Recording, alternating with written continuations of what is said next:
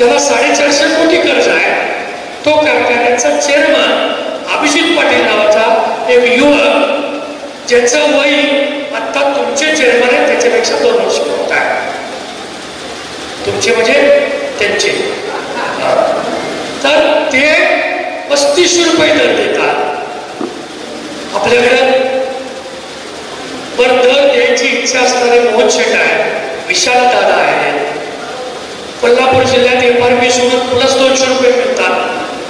आपल्याकडं दर कोण घोषित करू देत नाही याचा कधीतरी विचार करा.